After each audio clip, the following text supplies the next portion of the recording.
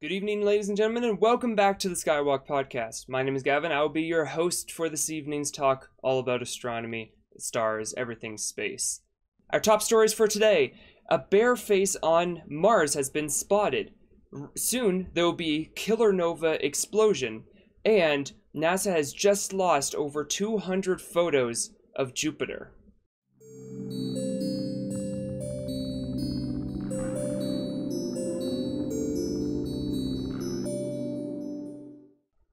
Hey guys, how's it going?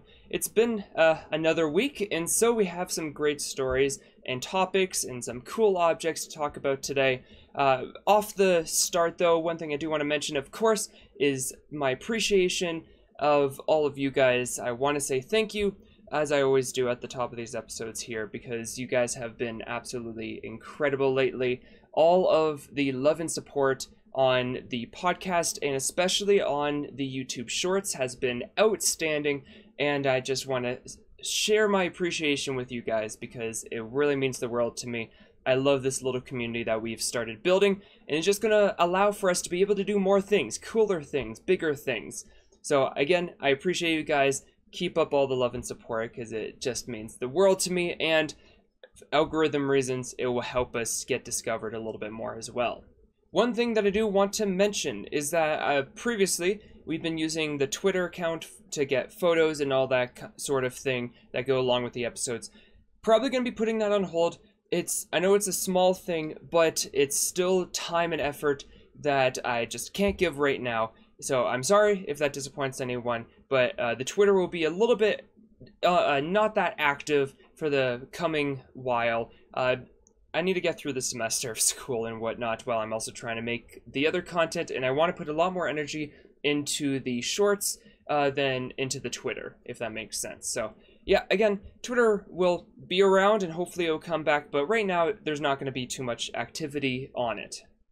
And just to keep you guys informed and what you can expect, the schedule for upcoming episodes. So I will be doing recordings of this podcast on Thursday nights, so if there's any stories or comments, questions you want to let me know, then make sure to get them in before Thursday when I record these episodes. I'm not going to be doing live recordings anymore. It just makes life a little bit easier to not have to worry about all the things that come with live streaming. But these episodes will air as they have been Fridays at 2 in the morning Mountain Time. All these times are going to be in Arizona Standard Time. And then we will do our typical space news recap taken from this podcast episode on Saturdays at 10 a.m.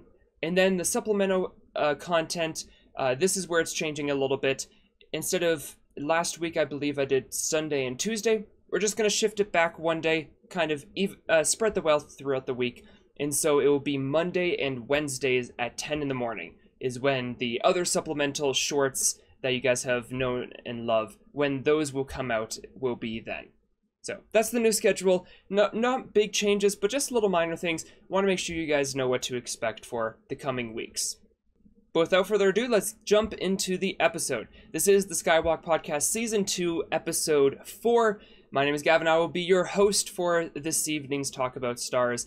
Today we do not have any guests, but that means it is time for us to embark on our journey through the stars. Sit back, relax, get a hot drink on a nice cold day like today, and get a soft cookie to go along with it. As always, guys, star cookies get bonus points. We should really make I might try to design a shirt for Star Cookie. I think that would be fun. Our first story of the day. Scientists at the University of Arizona have just spotted a bare face on the surface of Mars. On January 25th, U of A has just posted this photo, absolutely hilarious photo, that incredibly resembles a bear. A lot of times when we talk about things in science, what we call it, what we say things look like, don't necessarily line up with what humans would actually normally think. But this photo is very uncanny for how much it looks like a bear and resembles a bear face. You have the circle going around it, you have a big mountain range, nose, a mouth, eyes of craters. It is incredible, the resemblance to a bear face, and I just think it's absolutely hilarious. They took this photo using the high-res imager on NASA's Mars Reconnaissance Orbiter, or the MRO. So high res, capital H, lowercase I, capital R, rise, imager, or known as the high res imaging experiment, was an experiment, but to try to get the most advanced high resolution camera they could onto the orbiter before they launched it. And I'm glad they did, because look at this photo. It's just, I can't get over the photo. It's so funny.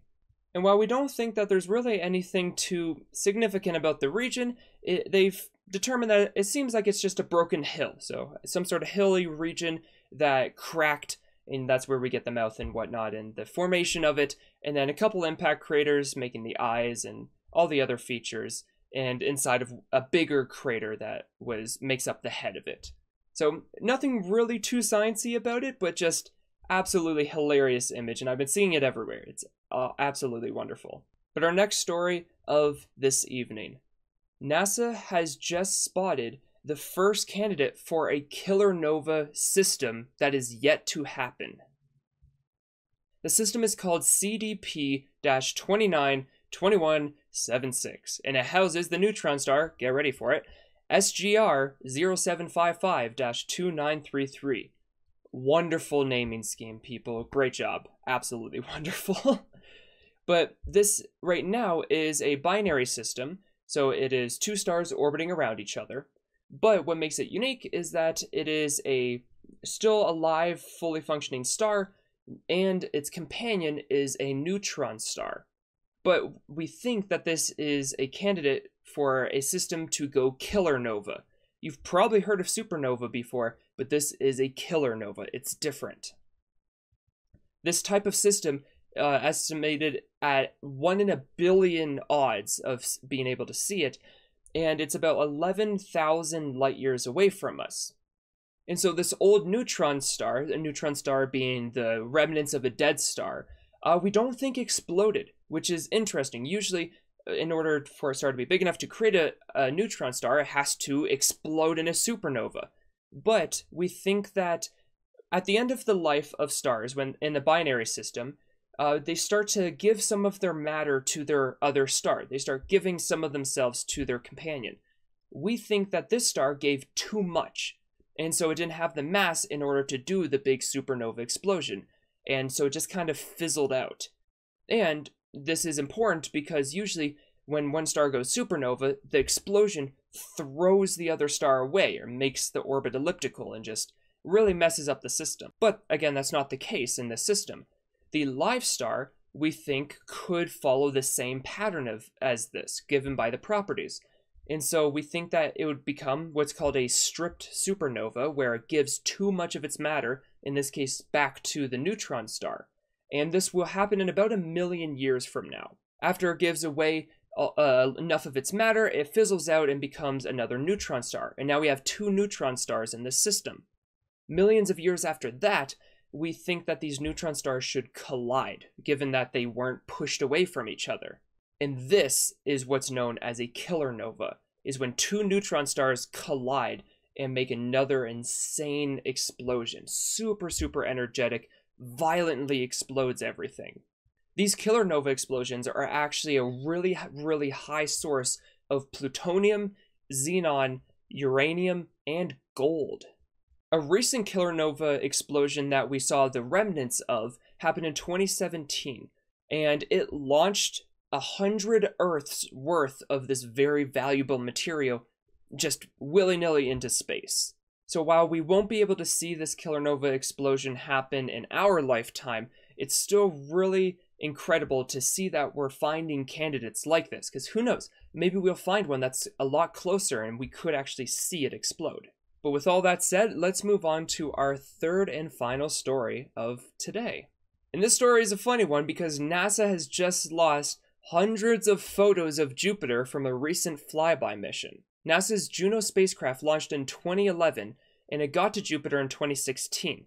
In this time, it's done around 50 flybys of the planet. This most recent flyby happened on January 22nd, and it only captured about 1/5 of the images that it was trying to capture.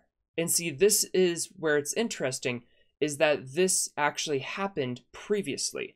In December, it had its flyby before this most recent one, and it also experienced issues. While it didn't lose as many as this last mission, it's weird that this is a common trend now. Scientists think that the issue lies in the camera itself, called JunoCam. They think that the camera is overheating, which is causing for this error in this camera. And in December, along with overheating, it actually also experienced a memory glitch, which put the spacecraft into a safe mode, and while they didn't receive all of the photos, eventually they woke it back up and they were able to receive a good amount of those images. The issue with this most recent overheating, the one in December, it lasted only about 26 minutes, and they only lost about the first 4 images from that flyby. However, in January, it lasted for over a day. 26 hours this camera was overheating and malfunctioning, meaning that of all the images, 214 became unusable blurry messes, while only 14 were decent. The next flyby mission is scheduled for March 1st, so scientists are hoping that they can fix this issue before that time. And even more incredible is that this camera, JunoCam, wasn't even the initial thought for the spacecraft. It was actually a secondary thought. They weren't going to put it on the spacecraft. The Juno craft has other science mission and instruments on it, and that's its main purpose. But NASA decided to add this JunoCam as kind of a public outreach component so it could get nice, colorful images of Jupiter as it did these flybys past it. And this JunoCam wasn't supposed to last as long as it has. It was only designed to withstand about 7 flybys of Jupiter, and then it would probably die. But it is now well into its 40s and getting into 50s of flybys, and it's still working to a point. And that's on top of the spacecraft also exceeding its lifetime, just like the camera. The Juno mission ended in July of 2021. And it's still going strong and expected to last until around September of 2025. So absolutely incredible that even though there's some mishaps, this whole mission has well exceeded its parameters. But those are our stories for this episode. Hopefully you guys enjoyed it. I know I enjoy researching these different stories. I try to change it up a little bit, keep the style a little bit different of what topics we're talking about. That's why I included that bear on Mars and whatnot. Just trying to keep things fresh. Make sure that there's a little bit of something for everybody if you listen to episodes. But now that we've finished that, we can move on to our next section where we talk about our object of the week. And I'm really excited about this one. There's a lot of juicy information when we're talking about HR 2491, which is a funny name of a catalog number for the brightest star in the night sky, Sirius. Now, when we're talking about Sirius, we can't talk about who discovered it because it's just a super bright star. It's always been there in the case of human history, and so there's no discovery. It's just always been in the sky, and it's been probably the brightest thing in the sky for that entire time. What we can talk about is its description. And so the star is about 230 million years old. It formed in a molecular cloud called a stellar nursery, which would have housed a lot of hydrogen gas and other things that are good for creating a star. But that's basically it of how it was created. It started just like any other star had started at the beginning of its life, just like our sun. As for the other components to it, its right ascension is 6 hours, 45 minutes, and 08.917 seconds. Declination is going to be negative 16 degrees, 42 arc minutes, 58.02 arc seconds. And this star is called a A0 or an A1 spectral type of star. So that's just the classification. Our sun is a G25 star, and so it's just ways that we can catalog similar properties of stars. But this type of spectral class of star is actually some of the most common, easily seen by the naked eye stars. You have bright stars like Sirius, Vega, Deneb, Gamma Ursae Majoris, which is a very fancy name for one of the bright stars that make up the bucket of the Big Dipper. And so all very bright stars that you see in the sky, are this type of star. But how are you able to find it? I know that I say it's the brightest star in the sky, but you know, there's a lot of bright stars. Well, it is the brightest. You'll probably see it twinkling quite a bit. I know we answered a question, I think it was the last episode, about why Sirius twinkles so much. It's big and it's bright. But it's going to look like it's having a big disco party over there. The way to find it is very easy. It's the brightest star in Canis Major, or the dog. It's sitting right at its neck, right below the head. And you can find it very simply because I'm sure a lot of people are able to find Orion's belt. It's a very, very common structure in the sky. In the constellation Orion, you have the 3 stars that make up his belt. Use that belt. And Orion is a hunter and he has a bow in front of him, and so he's facing one direction. The right shoulder is Betelgeuse, that's the red star. But if you use his belt to make a straight line backwards to his back, then you'll line up straight with Sirius. It makes a straight line from the belt to the star. And again, it should be pretty easy to see, because if you go the wrong way, you're not going to hit a bright star pretty quickly. If you go the other way, you will. As for how bright it is, well, its apparent magnitude is negative 1.46, and so it is bright, bright, bright. Vega is the star that we use as 0, and that's around the 5th brightest star in the sky, and this one is, well, much, much brighter. Very easy to see. It's basically impossible to miss in the night sky. But one of the reasons I'm so excited about Sirius is because of all the cultural representations. We're finally talking about an object that's really bright, easily seen by the naked eye, and because of how bright it has been seen by a lot of civilizations. So let's go through a few of them and learn about how they actually saw the bright star that we now call Sirius. Let's start with the ancient Egyptians. I absolutely love the Egyptians. I thought the ancient Egyptians are such a cool society to learn about. But they're very interested in the heliacal rising period of Sirius. Heliacal rising is the first day when a star is visible again in the east in the light of dawn right before sunrise. And that it marked by Sirius in this case every 365.25 days, which you may recognize is the exact same time that Earth orbits around the Sun, which makes it very consistent and very easy to spot and judge things based off of. In Cairo, Sirius has this heliacal rising on July 19th of the Julian calendar. And this actually marks right before the annual flooding of the Nile River back in the ancient times, which was really great because once you saw this heliacal rising, you knew this flood was going to happen. But this also relates to their worshipping of this bright star Sirius as Subdet, which, please, I will say this now, I am so bad at pronunciations, and we are going through a lot of cultures that I do not natively speak whatsoever, and I will be pronouncing things wrong. I will try my best though, but there's our warning now that these may not be pronounced properly.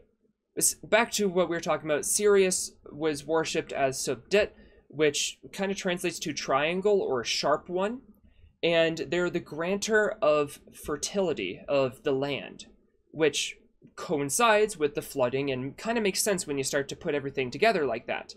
But Subdet was also later conflated into the god or goddess, I'm sorry, I think it was goddess of Isis. Isis? I-S-I-S.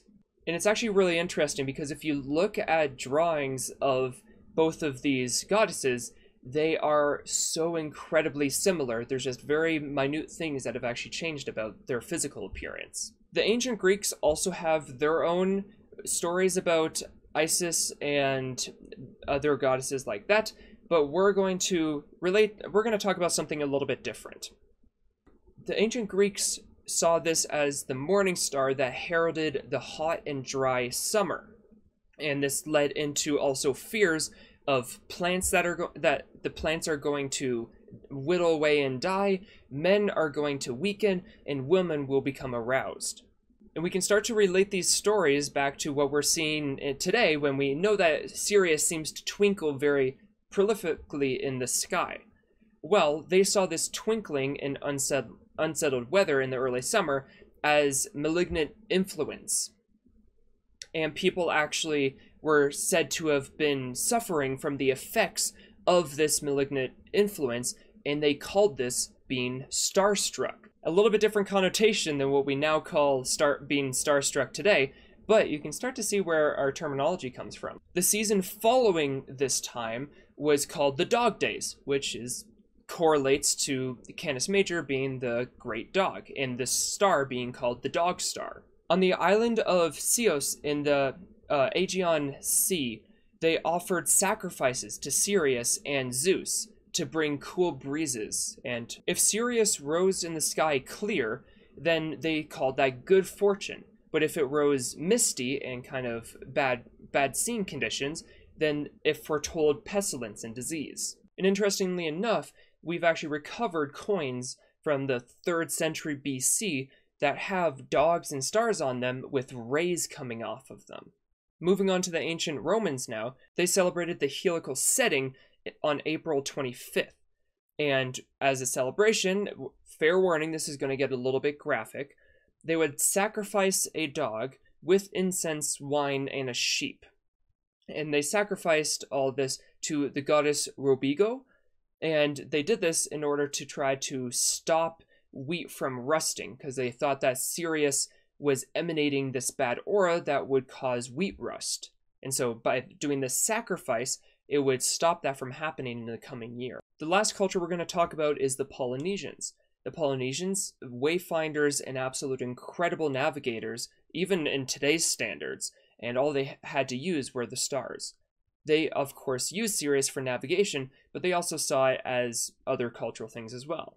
The declination of Sirius matched the latitude of archipelago of Fiji, and this being 17 degrees south. And each sidereal day, Sirius passes directly overhead of these islands, which means that you can use that, again, for navigation and wayfinding. Sirius was also seen as part of the Great Bird constellation called Manu, as seen by the Pacific Ocean Polynesians.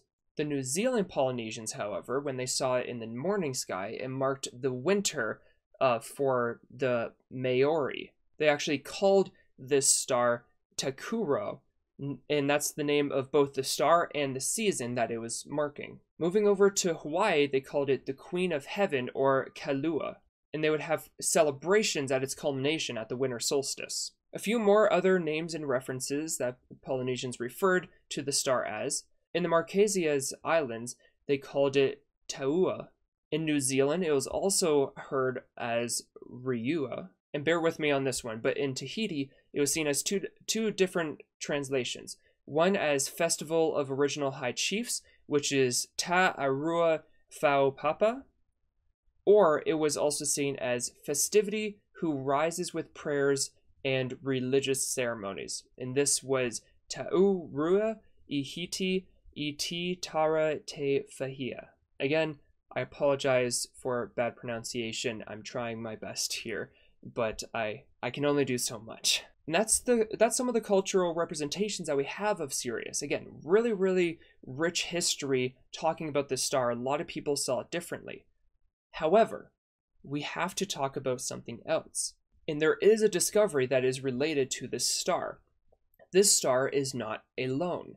It actually has a companion called Sirius B. And for any Harry Potter fans out there, yes, we have a Sirius B in the Great Dog star. No correlation to Sirius Black there whatsoever. But Sirius B, this small little companion star that's orbiting with Sirius A, was discovered on August 10th of 1844 by German astronomer Friedrich Wilhelm Bessel. And he noticed this when studying the proper motion of the star and noticed that there was a change in it, which must have related to a companion.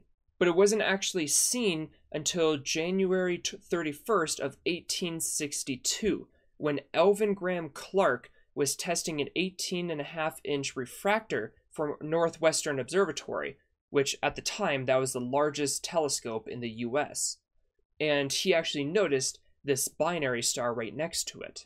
And a little side note is that Alvin Clark is an absolutely incredible telescope maker, and I imagine that 18.5-inch probably still works like a charm today.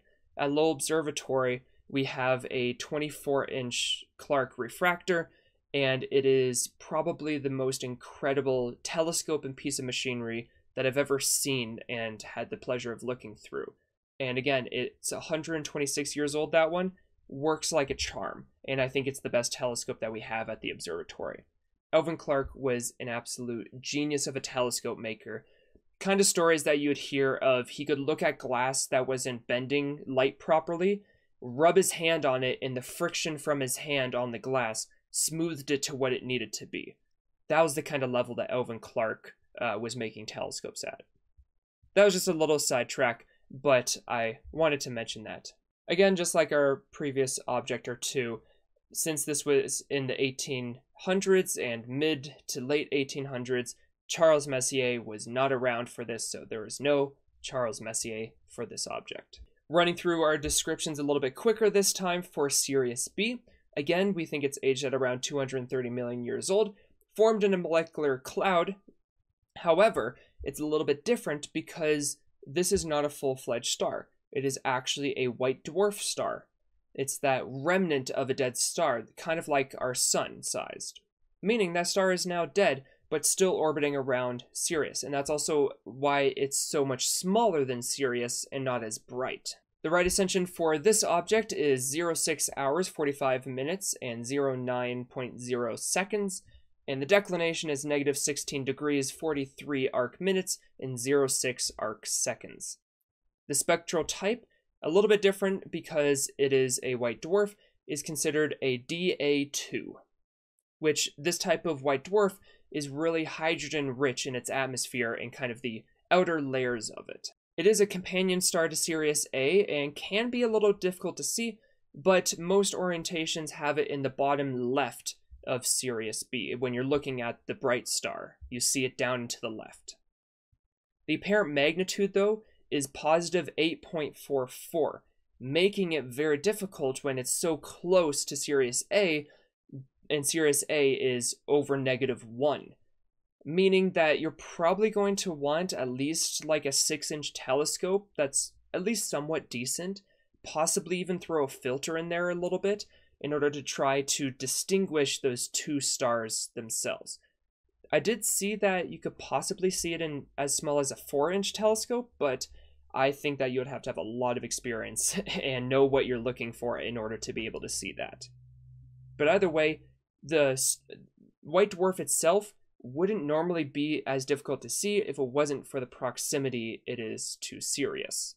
But there's our object of the week, the brightest star in the entire night sky, doesn't matter which hemisphere you're on, Sirius. I like it. Sirius is a winter object here in the northern hemisphere, and it is very, very incredibly bright. You will notice it in the sky. It's quite beautiful as well, even through a telescope. I know bright stars may not be as interesting to everybody, but this one is actually pretty spectacular to look through, even just through a telescope or a pair of binoculars. Let's move on from Sirius and get into our questions of the week. Our first question comes from Reddit. Actually, all these questions come from Reddit this week. And this first one says, if the universe contracts, will galaxies outside the observable universe become visible? And so this is saying, if instead of a big expansion that we're in right now, what if eventually it turns around and we have a big crunch? Will we be able to see the things that are outside of the observable universe? And the answer is yes, we will.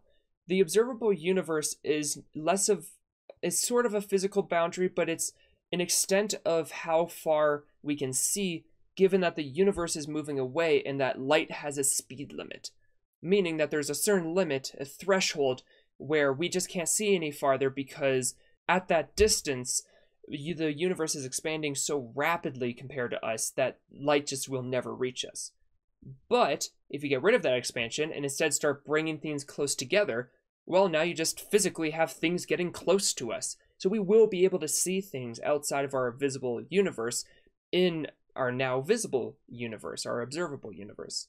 So it could be really cool, including we could see things that we've never seen before, because when humans were studying things, things were already past that threshold.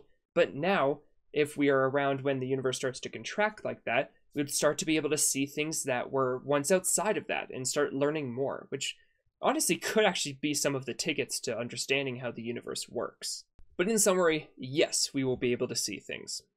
Our next question of today is, could we redirect space debris to the moon or maybe even Mars to be collected in the future, or for future generations past us to recollect and have those resources again? And simple answer is no, absolutely cannot do that, for two reasons. One, the feasibility of it, the amount of money it would cost, the fuel, the logistics that you would need in order to change the movement of an object. And to move things out of an orbit like that, you're talking you have to move it kilometers, maybe tens of kilometers a second worth of speed, which equals literal tons in fuel cost.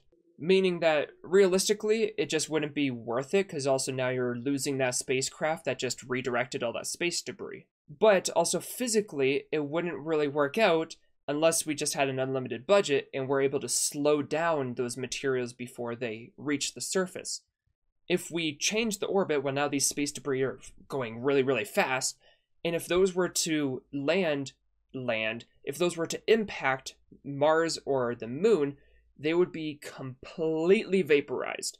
When you're going at that sort of speed, it's basically, when something's hitting the surface, it's as if a nuclear bomb explosion is happening.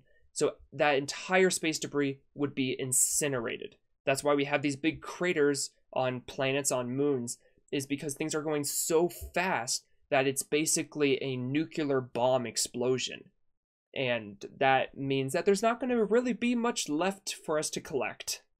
But moving on now to our last question that reads, if you went faster than the speed of light, what would you see behind you? Would you just see blackness behind you? And admittedly, I'm not in any way an expert in this subject, and also this is very conceptual based, and to try to make things not as high level and that everyone can understand it, we're going to stay pretty basic with this. And basically, physics can't explain what would happen because physics breaks down when you're going the speed of light. Let alone that we wouldn't be able to do that anyways. This is a theoretical if you could, but it would take unlimited energy in order to move physical matter to the speed of light.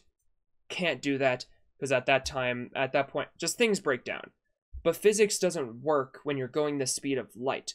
And at that point, time doesn't exist for you, which is a weird concept, I know, but time ceases to exist. Space-time doesn't exist. The closer you get to the speed of light, the slower time appears to move. Meaning that, theoretically, if you got all the way to the speed of light, you moved at infinite speed, you would actually slow down an infinite amount. Meaning time would just straight up stop. It wouldn't exist. Meaning you wouldn't actually physically be able to look behind you, let alone you wouldn't be able to see anything even if you could. Again, I know that that's kind of weird and freaky subject to try to think about, but basically, no, physics breaks down, time doesn't exist at that point. Our final section of this week is, of course, our picture of the week. And this one is of NGC 1944, which is also called the California Nebula.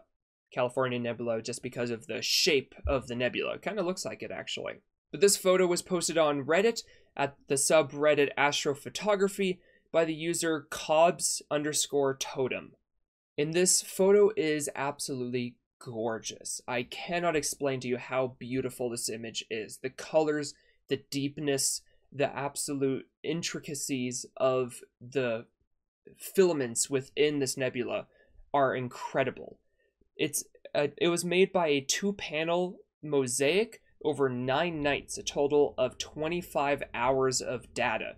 And yeah, you can definitely tell.